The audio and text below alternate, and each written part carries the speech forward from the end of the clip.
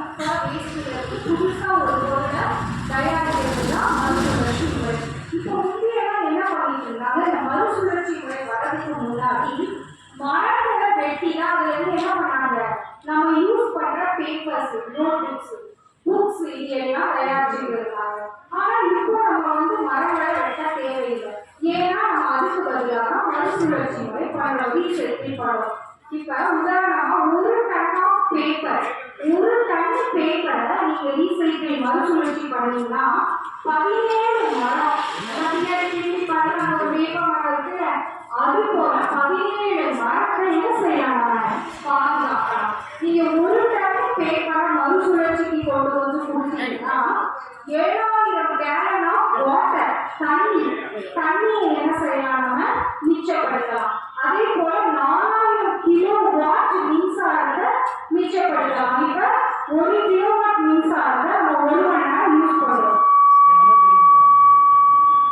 அப்போ 4000 மணி நேரம் யூஸ் பண்ணக்கூடிய எலக்ட்ரிசிட்டிய நீங்க எல்லாம் கொண்டு வர ஒரு டன் பேப்பரை என்ன செய்யலாம், நம்ம மிச்சப்படுத்தலாம்.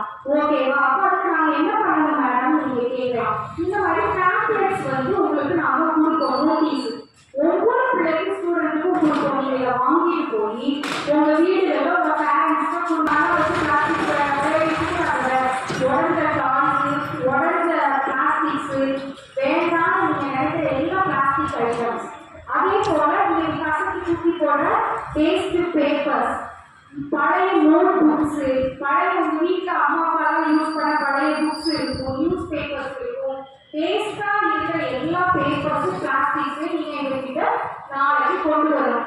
நாம கொண்டு வரதுனால எங்களுக்கு எந்த யூஸ் இருக்குது மேம் அப்படின்னு நீங்க கேட்கலாம். நாம என்ன செய்வோம், அதுக்கு பதிலா உங்களை மாதிரி ஸ்கூல் ஸ்டூடெண்ட்ஸ் கிட்ட நாம கலெக்ட் பண்ண பேப்பர் இருக்குது, அந்த பேப்பரெல்லாம் நாங்கள் ரீசைக்கிள் பண்ணி இந்த மாதிரி பேப்பர் பேனா, பேப்பர் பென்சில்ஸ் என்ன செஞ்சிருக்கிறோம், நோட் புக்ஸும் செஞ்சிருக்கிறோம்.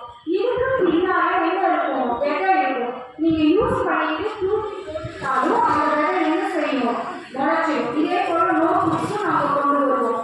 அது இல்லாம long size, short size scale, geometry box, crayons, water colours, sketches, gel pen, cartridge pen, இந்த மாதிரி உங்களுக்கு யூஸ் ஆகக்கூடிய திங்ஸ் எல்லாம் நாங்கள் டேபிள்ல வச்சிருக்கோம்.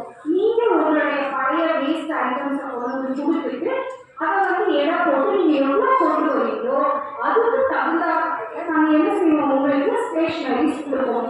ஹாப்பியா, எவ்வளவு பேருக்கு சந்தோஷம்? ஓகே. இப்ப நீங்க எல்லாம் சேர்ந்து அம்மாபாளையம் மிடில் ஸ்கூல்ல இருந்து நீங்க எவ்வளவு மரங்களை பாதுகாக்க போறீங்கன்னு நாளைக்கு பார்க்கலாம். ஓகேவா? ஒரு டன் பேப்பர்ல 17 மரத்தை பாதுகாக்கணும்னா அம்மாபாளையம் ஸ்டூடெண்ட்ஸ் எவ்வளவு மரத்தை பாதுகாக்க போறீங்க அப்படிங்கிறத நாளைக்கு ஈவினிங்கே நாங்கள் என்ன செஞ்சிருவோம், உங்களுக்கு சொல்லிடுவோம். அதே போல 5 கிலோக்கு மேல நீங்க யாரெல்லாம் கொண்டு வரீங்களோ அவங்க எல்லாருக்கும் சர்டிபிகேட்ஸ் கொடுப்போம். ஓகேவா? கண்டிப்பா சர்டிபிகேட்ஸ் உண்டு.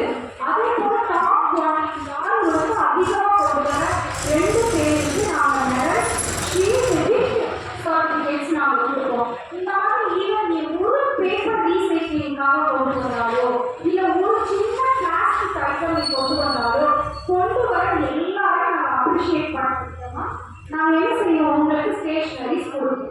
ஓகேவா? எல்லாரும் அண்டர்ஸ்டாண்ட் ஆச்சா? யாரெல்லாம் ரீசைக்கிளிங்க்கு கை கொடுக்க போறீங்க?